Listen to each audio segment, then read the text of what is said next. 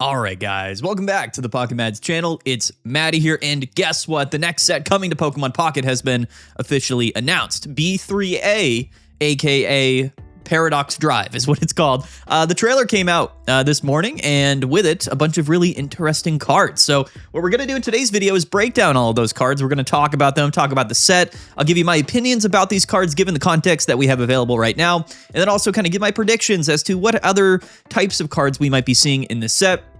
There's a lot to talk about. This one is going to be very, very interesting. This is going to be a single booster pack mini set, and it is based around, of course, the most recent generation of Pokemon. I forget, the Paldean region.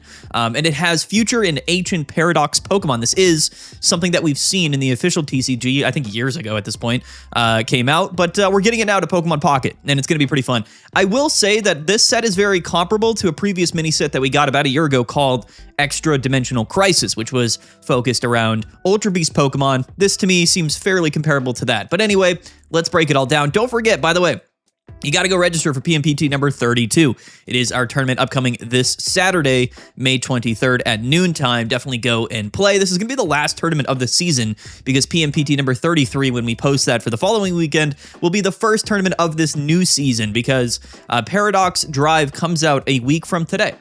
So next Thursday, which is very exciting. Very, very cool. Anyway, let's break down these cards, guys. Let's do it. I think what I want to do first, honestly, is break down the trainer cards that we have. We also have some promos that were shown, and these are actually fairly interesting promos. Now, the only 4 trainer cards that were revealed coming in this mini set were going to be 2 different tool cards, the Ancient and Future Booster Energy Capsules, and then, of course, we have Professor Sada and Professor Turo, which are going to be the respective supporter cards that support both of the Ancient and future type Pokemon. It's similar. So think about this as like Ultra Beasts, right? So Paradox Pokemon are their kind of own subtype in the TCG, just like Ultra Beasts are, but they're split into 2 categories, that being future and Paradox and ancient Paradox Pokemon. So if you played the official TCG or if you've played Scarlet and Violet, you're probably somewhat familiar with this. If you're not familiar with this, it is kind of interesting. Like the all of the Paradox Pokemon have like weird names and they're based around like previous Pokemon, even though they're not they're technically different Pokemon. It's a weird thing. Anyway, let's talk first of all about the new tool cards. I want to do the trainers first. That way we have some context for when we talk about the Pokemon. So the two tool cards that we're getting, the Booster Energy Capsules, this is the Ancient one. So the Ancient one here quite simply reads that the Ancient Pokemon this card is attached to gets 40 extra HP, which is a lot. Let's just, just be real here. 40 HP is a really big boost. I will say that these are not mega Pokemon, right? So their HP amounts are going to be a little bit lesser. These are all going to be single or double prize Pokemon. None of them are going to be mega Pokemon with tons of HP worth 3 points. So that's important to note. Now, the 2 signature Pokemon being the legendaries Miraidon and Koraidon are basic Pokemon. I think all Paradox Pokemon are basics, now that I think about it. So these are all going to be basic Pokemon. Plus 40 HP is pretty strong. We'll take a look at some of the ancient Pokemon. Now, keep in mind, Field Blower is the consummate, 20th card in, all of the decks in the current metagame right now. Or at least most of them. And I do think that this tool card, as well as the other tool card, which are both really strong, are definitely going to be... they're going to force people to want to play Field Blower a bit more, consistently. And Field Blower already is a really, really good card, and it's going to see a lot more play, I think, in this upcoming season. But 40 HP is a lot. There are a couple of instances where this is going to be a really big deal, and again, this will stack with starting planes for all of these basic Pokemon that we will be getting in this set. And that's definitely a pretty big deal. So that's going to be plus 60 HP to some of these basics, which is, a lot. That's a lot of extra HP. Now, the Future Booster Energy Capsule, it says here, attacks used by your future Pokemon. This card is attached to do 20 plus damage to your opponent's active. So this is like a red, but it's a tool card attachment. And this is quite strong. I mean, this is a really also kind of a big deal. Again, heavily counterable by things like Field Blower, but I do think that this tool is a little bit better in that sense that you can attach it and then get the effect with it immediately on your turn by attacking, whereas the other tool card, you have to pass your turn and then, hope that you don't get Field Blower discarded when your opponent attacks you. You know what I mean? So That's the core difference. Even if you do get field blowered on the following turn, at least with the future booster energy capsule, you're able to at least get the effect of it once because you can attack after you attach it. The other one is more of a defensive tool card, which can be field blowered and then your opponent can just attack you. So I think they're both really strong. Like, I think at first glance, the plus 40 HP, of course, is stronger than the plus 20 damage, but it's sort of balanced in the sense that your opponent, you know, can of course just remove it, right? And that's going to be somewhat popular. But yeah, both of these tool cards are very, very strong. Just you know, plainly speaking, plus 40 HP and plus 40 damage is a pretty big deal. One that I think we have to definitely put some respect on those cards. Again, 40 HP is a lot. Like, it's going to definitely force people to want to play Field Blower just because you're not going to be able to one-hit KO some of these basic Pokemon, even with like some of the stronger attacking Pokemon in the game, which is kind of crazy. Definitely a little bit crazy. I need water. Hold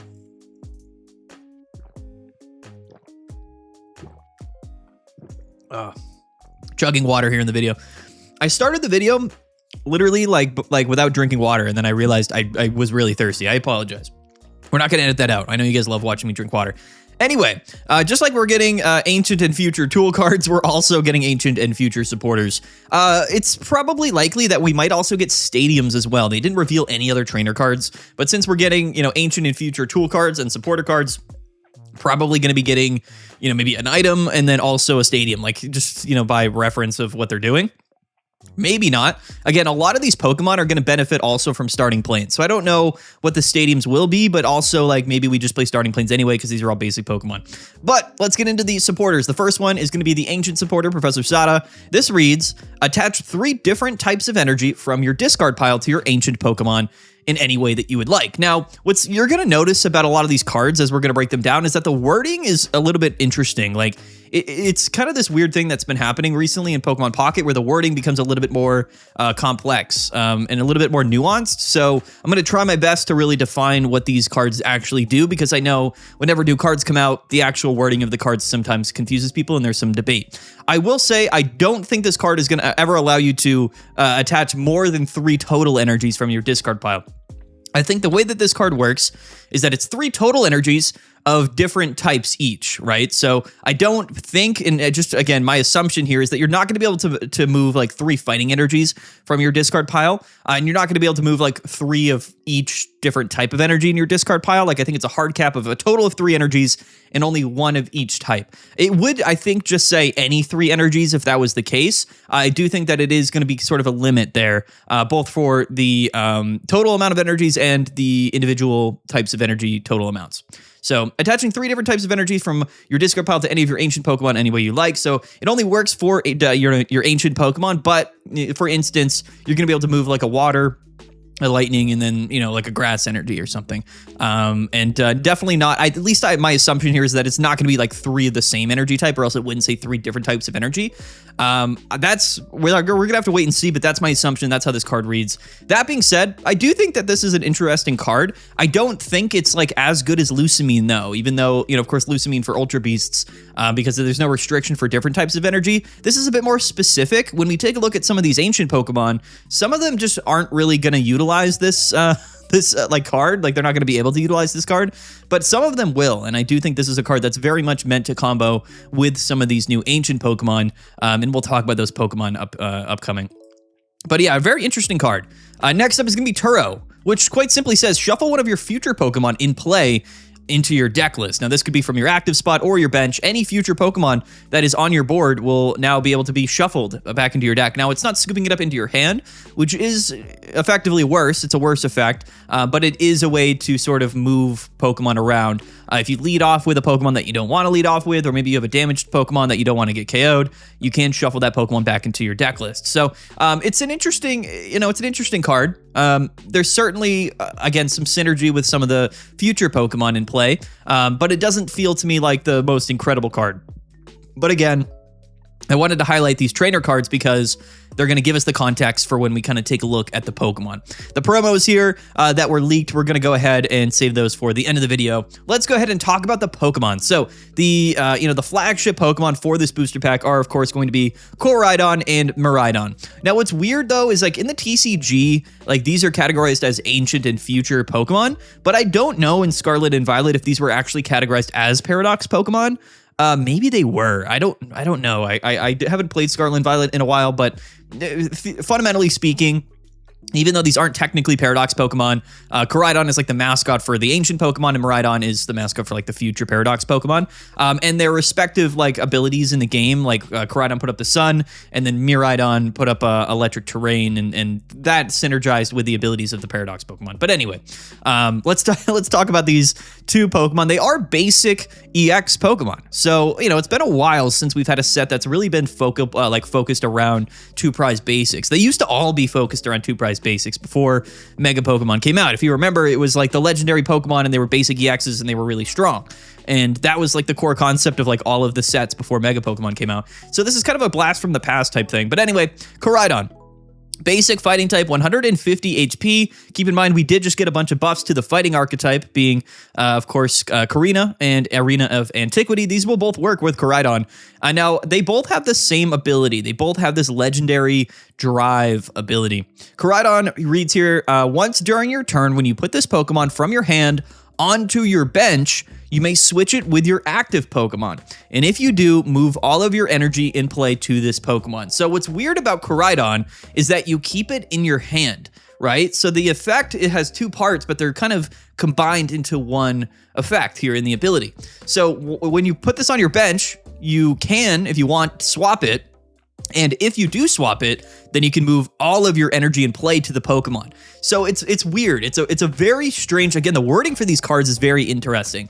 You either can bench it and then not activate any ability whatsoever, or if you do bench it, you can just immediately swap it and then move all of your energy. So you have to move all of your energy if you are in fact swapping it, but you can bench it without swapping it. Does that make sense? It's very odd, but fundamentally speaking, with Koraidon, you hold it in your hand, and then when you're ready to use it, you kind of put it on your bench, you move it to the active, and then you move all of your fighting energy from your other Pokemon to Koraidon. That's what you do with this card. Now, the attack here for 3 fighting energies does 110 damage, and you discard the top card of your deck. Now, at first glance, this attack probably doesn't seem that strong. In fact, it's quite honestly not that strong. 110 damage is a little bit lackluster, and for 3 energies. Now, the 3 energy cost to me isn't that big of a deal because it's effectively like a 0 energy cost if you are playing this for in the sense that you're going to be playing it, which is that you're going to move all of your active energies to Koraidon. Now, the 110 damage isn't terrible. We do have a lot of fighting buffs. So whether it's Fighting Coach Lucario, whether it's Karina or Arena of Antiquity, Koraidon can hit for upwards of, I believe, so what is it? So I guess that's plus 40 between Karina of Antiquity. So that'd be 150. Fighting Coach Lucario to further boost that up to, I guess, like 170 or so. So you can increase this damage for Koraidon. It has 150 HP, but it is an ancient Pokemon. So keep in mind, you can play Starting Plains, that's 170, and then you can play the new Ancient Booster Capsule, which is going to bring you a whopping 210 HP on this thing. So there is definitely a world where this is going to be a pretty confident late game sweeping Pokemon where you bring it in and you kind of refresh your board. And if your opponent does not, in fact, have Cyrus, then now they're going to have to go through Koraidon. Now, what's weird to me is that these two cards, Koraidon and Miraidon, seemingly are counteractive or they're not, they just don't make a ton of sense given the current state of the metagame and the way that decks function, right? So basically, if you look at a lot of the top meta decks in the game right now, they're basically, mega Pokemon that once they get into play, finish the game. Because again, when you go into your mega Pokemon, even if you retreat it, you could get Cyrused up. And that's oftentimes a way to lose if you're playing these decks. So most decks played like a mega Pokemon, then finish the game, they sweep through your opponent. And then you start the game with some type of starting package. For Sceptile, it's maybe, could be like Pheromosa, or it could be like the Goomy stall strategy like we've been seeing, or it could be like Chingling, like a baby Pokemon. Altaria, it's got a bunch of different options. You can play Chingling, you can play like Bad Dreams, Lucario, you can play Hitmontop or Bad Dreams. So basically, the metagame right now is built around these mega Pokemon, and you're either using the Igglybuff Darkrai as your sort of entry point, your beginning phase of your deck list, or you're playing things like Pheromosa or Hitmontop, and then you just go into your mega, and that's how you kind of finish the game. The weird thing about Koraidon is it's like why would we be using Koraidon in place of that mega Pokemon, right? So when you're kind of thinking about the fighting type, we have, of course, Lucario. So if you take a look at an active Lucario deck list currently in the metagame, whether it's Bad Dreams or it's just the Hitmontop version, what is the upside of playing Koraidon like opposed to Lucario, right? Like it doesn't really make any sense to replace Lucario in those deck lists. You could just play one Koraidon in a Lucario deck list, and then fundamentally you come in, hit with Lucario, maybe you take a hit, and then you go into Koraidon and you swap them out. But again, then you could just get Cyrused up, and then the game's over, right? So it is strange. I don't know exactly where these types of cards fit into the metagame. Maybe there's going to be like an entirely new archetype that, I guess combines cards that we've kind of yet to see released in this set. The strategy to me is interesting, but it sort of seems a bit counterproductive to the way that people play Pokemon Pocket right now and how they're kind of building decks and the strategy that they're using to build these decks with Mega Pokemon. So we're going to have to wait and see. It is strange. It's just a weird thing. It's different than what we have currently in the metagame. So it's hard to kind of imagine where this Pokemon will fit in. But we're going to have to just wait and see. But anyway, that's my opinions about Koraidon. Let's talk about Miraidon, because this is a card that I think is a little bit more easy to understand, or I guess envision how we would use it. So Miraidon, excuse me, is a basic lightning type Pokemon. It's got 10 less HP than Koraidon because it's a lightning type, so it's going to have less HP. Now, interestingly enough, both of these Pokemon have a retreat cost of 2. I would have liked to see Miraidon have a retreat cost of 1, but it's all good. It is what it is, This is like Raikou EX all over again. Now, what's also interesting to note is that just like how Koraidon is an ancient Pokemon, it'll work with the ancient capsule, meaning plus 40 HP. But also works with, it works with Sada. But again, there's no real way or time you would ever use Sada with Koraidon because its energy cost is 3 fighting. And Koraidon and Miraidon both have the legendary drive ability. So the supporters don't, at least Sada doesn't really seem to synergize at all with Koraidon. Technically, Turo, you could scoop up Miraidon at any point in time if you wanted to. So just keep that in mind. And also keep in mind, the future booster capsule means that all of your future Pokemon, including Miraidon, will do 20 more damage. So just keep that in mind as well. Anyway, Miraidon has the exact same ability. So when you play it onto your bench, you can swap it with your active Pokemon and then move all of your energies to it. This makes a lot more sense with Miraidon, given the attack that it has, which is Hadron Ray. For 3 colorless energy, it does 20 damage, and it does 20 more for each lightning energy attached to this Pokemon. So, as we know, the lightning archetype is very well known for being able to generate lots of energies. We have Zeraora, we have Pichu, we have electric generators, and then we also just have Magneton, which can generate an additional energy every single turn. On top of that, of course, all of the energy that we're manually attaching. So there is definitely a world where we can kind of play a board state along with Oricorio, which can act as sort of like a wall or like a buffer to slow games down, and then just sort of pile up energies. And that way, when we kind of bench Miraidon, we can bring it in and start just one-hit KOing everything in our path. So it does make a little bit more sense with Miraidon, how this entire thing sort of would work, and this ability seems to synergize with the other cards in its typing. That being said, Miraidon doesn't have a lot of HP. You can play Starting Plains if you would like to give it 160 HP. You could play Giant Cape on top of that, which brings it to 180. But also keep in mind, it's still not that much HP, and there's a lot of Pokemon in the game that will just sort of one-hit KO you. So when you're playing Miraidon, yes, you are technically going to be able to pile up energies, come in, and then maybe just be able to one-hit KO some Pokemon. Keep in mind, it's 20 plus 20 more, so I guess all we need is I guess what we need is like 9 energies. 9 energies is going to be a good amount to KO like most Pokemon. 10 if you want to KO like Sceptile and whatnot. Which, isn't that hard to do. Like, it's really just like 2-3 turns of like a couple Magnetons on the board, and then we can bring in Miraidon and we got the energies. But then what are we doing, right? Like, whatever's in the active spot, as long as it's not like a Mega Pokemon, like let's just say it is an Igglybuff, you know what I mean? Because Bad Dreams is everywhere. We come in, we hit for 200 damage, KO the Igglybuff, but then there's an Altaria on the back end, or a Mega Lucario, which is definitely going to one-hit KO us. So I think Miraidon does make some sense in some of these Lightning decks. It maybe will just be played as like a one-of in like Magnezone or Oricorio, or maybe there's just an entirely new Lightning archetype that we can play with Miraidon. I don't really know yet exactly what the best way to play Miraidon will be, but it does seem to make a little bit more sense than Koraidon does, at least in like the current, I guess, package that, the fighting and or lightning type archetypes have currently. Very interesting cards. Very interesting. Again, just very different. And the wording for these cards is just way out there. Again, it's like a 3-step ability, but I tried to break it down as simple as possible. You can only do it once per turn, but what's cool about Miraidon is theoretically you can just like scoop it up. But if you scoop it up, all of those energies will be gone that were attached to Miraidon. Now, theoretically, you could just go Miraidon into a second Miraidon if you were to like tank a hit and want to do it that way, which could be pretty funny. But this is certainly something you would hope to end the game with. But again, you know, Mega Pokemon aren't going to be just chilling in the active. Like most decks have some type of like a precursor that they can put pressure on, and then once that pressure gets dealt with, then they go into their Mega. So you have to have some type of a way to force your opponent to go into their Mega Pokemon, which I don't know if Miraidon necessarily is going to have that ability to do that. I guess we'll just have to wait and see. But it's interesting. So yeah, again, the way that these Miraidon and Koraidon cards work, you bench them. You can, if you would like, after you bench them, move them to the active. But if you do move them to the active, you also you have to move all of your energy to them. So it's like, it's a weird thing for sure. It's a weird system. Anyway, we're also getting Farigiraf. These are some throwaway cards. This does 60 for each heads that you flip. You flip 2 heads, basic 120. So there's that. We're also getting King Gambit, which has the Overlord Blade, Overlord's Blade attack, 2 dark energies. It is a stage 2 Pokemon. 60 damage, 40 more for each time your Pokemon has been knocked out during this game, which, you know, isn't that bad. I'm not going to lie. Like it's 140 for 2. If it's the last Pokemon, it's not terrible.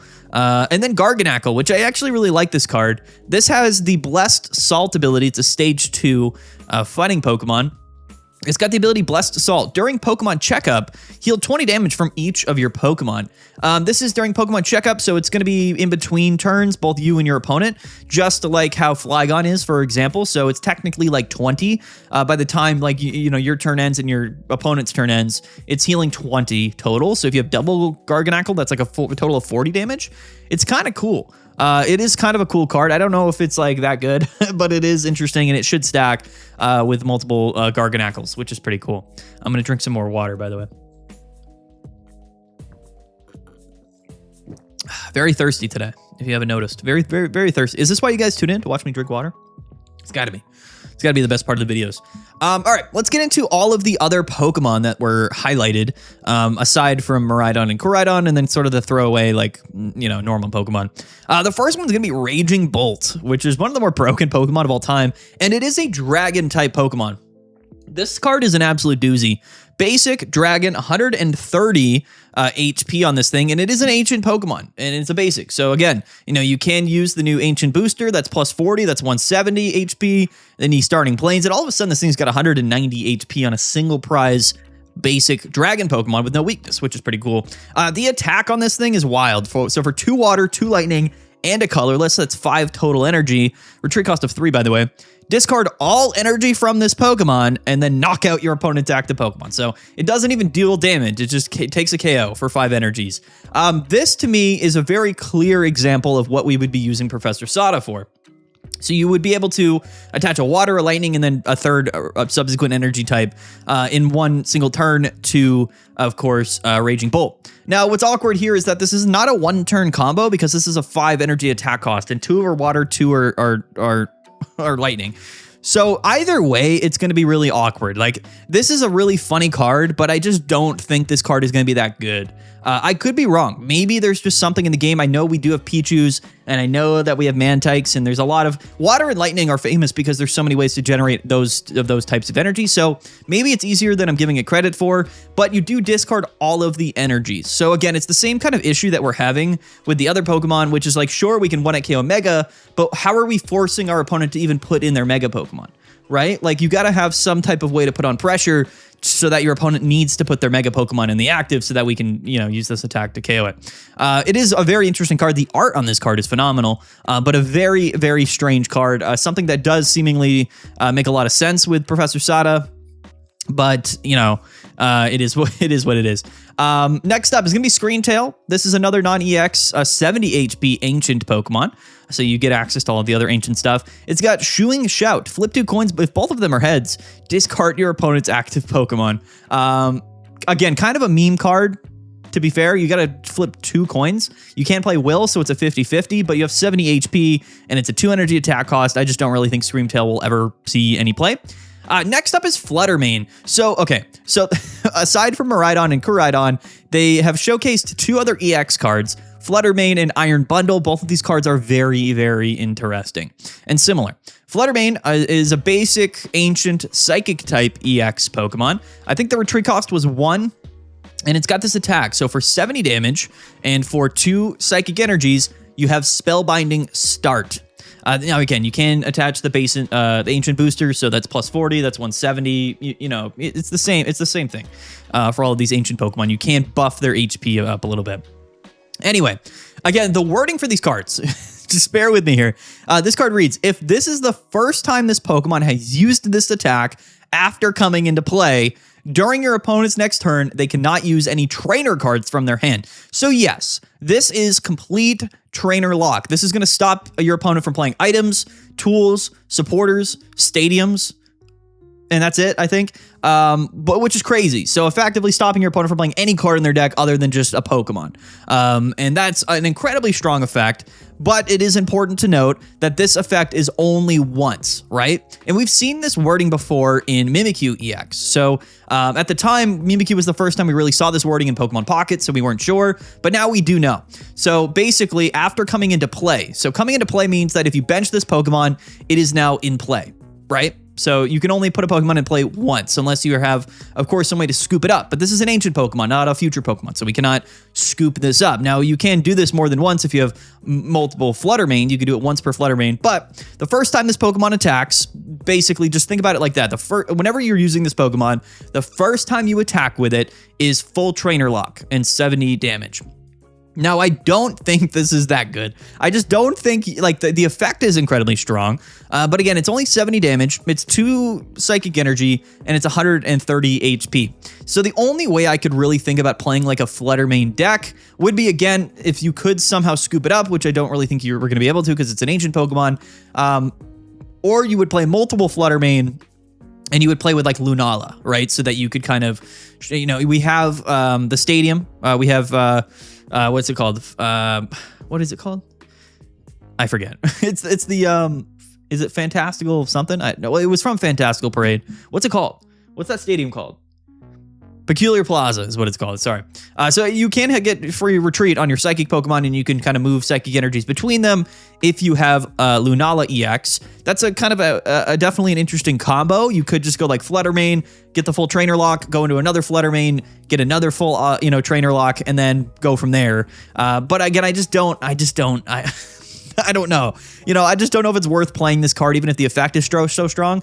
Especially since, like, you're probably not going to be able to attack with this until, like, at least your second turn. So your opponent will get the one turn to play all their trainers if they want to. It's just interesting. It could be good. It could be good. But it's probably not something that I feel extremely strongly about. But anyway, that's just sort of my feelings about Flutter Mane. It's interesting. It's definitely interesting. I think Iron Bundle is a little bit more interesting, but we'll talk about that in a little bit. Iron Boulder. This is going to be a future Pokemon, non-EX, 120 Psychic type, 120 HP Psychic type. Now, what's weird, though, is that the future Pokemon seemingly have 1 colorless energy in all of their attack costs. But the trainer card, the supporter that allows you to attach different types of energies, is for ancient Pokemon. And all of the ancient Pokemon have double, and other than, I guess, Raging Bolt, have like a single energy type in their attack cost. So it's just sort of a weird thing. Anyway, Iron Boulder. 2 Psychic, 2 Colorless, Modular Axe, 80 damage. If this Pokemon has a tool attached, it does 40 more. So 120 and 120 for 4 energies. Doesn't seem that good to me. It's also weak to Dark, so RIP. Iron Hands is another future Pokemon, 120 HP. It's got a retreat cost of 3. It's a lightning type Pokemon. Successive slapping, rather.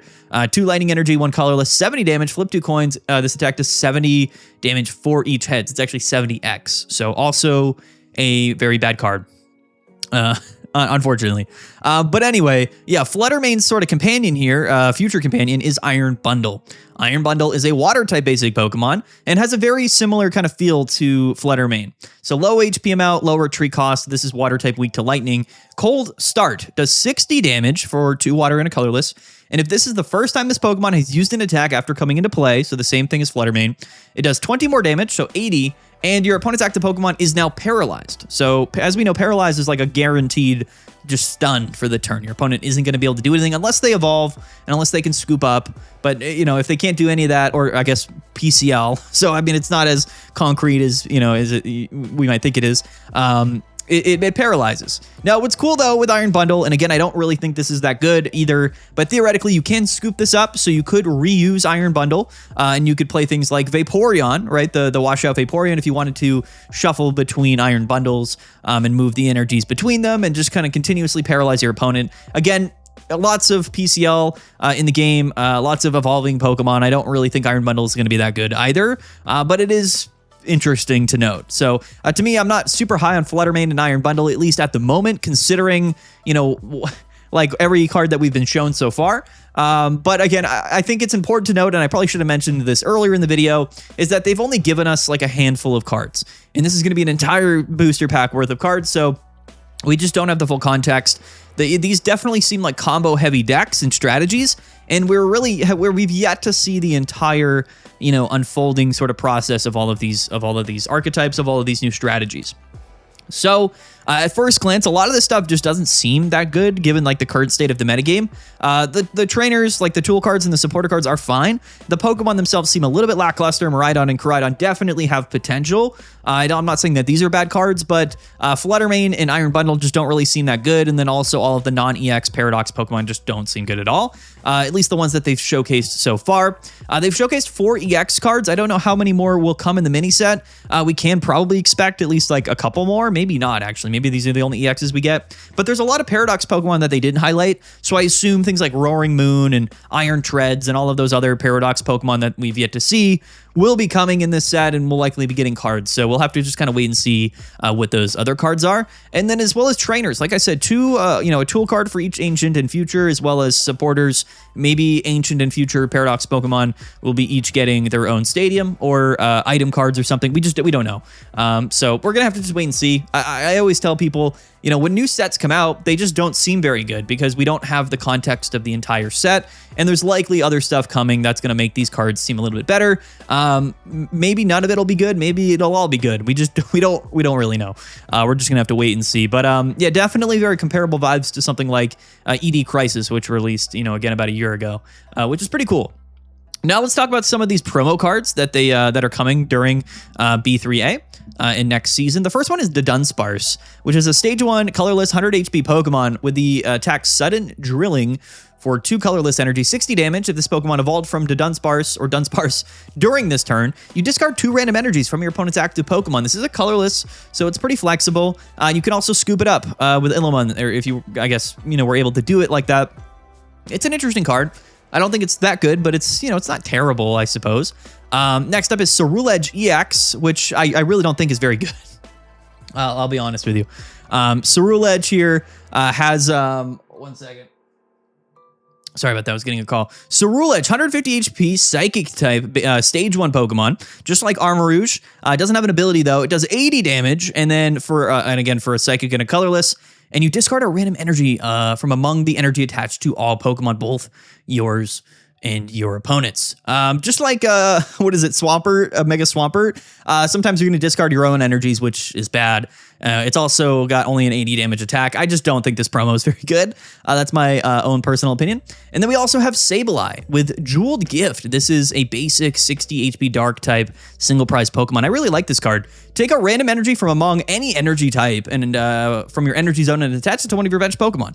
It doesn't deal any damage, but it's 1 colorless, so theoretically you could play this in any deck and you could generate any energy types to your Pokemon, which is honestly really good. Going to be really decent support for Dragon type Pokemon and other just multi-energy attackers. So I kind of like Sableye. I don't know if it'll see any play, but it is pretty cool. But anyway, guys, there you go. We got to wrap this up because I got stuff to do, but it's Paradox Drive B3A coming out a week from now. What do you guys think of these cards? Are they good? Are they not good? Let me know. I would love to hear your guys' opinions. Don't forget to comment down below, and don't forget to register for PMPT number 32. Stay tuned. Once we get, you know, the full set leaked and everything, we'll do a full set review when we get the full context, but I'm kind of excited. At first glance, I just don't know how a lot of this is going to incorporate into the metagame, but at the same time, I think these are going to be cool cards. We'll just see how good they are. You know what I mean? Comment down below. Let me know what you guys think. But you know, definitely, you know, don't be too quick to judge, you know, until we get the full set. But anyway, there we go, guys. Peace out. Have a good one. We'll see you guys later. And bye.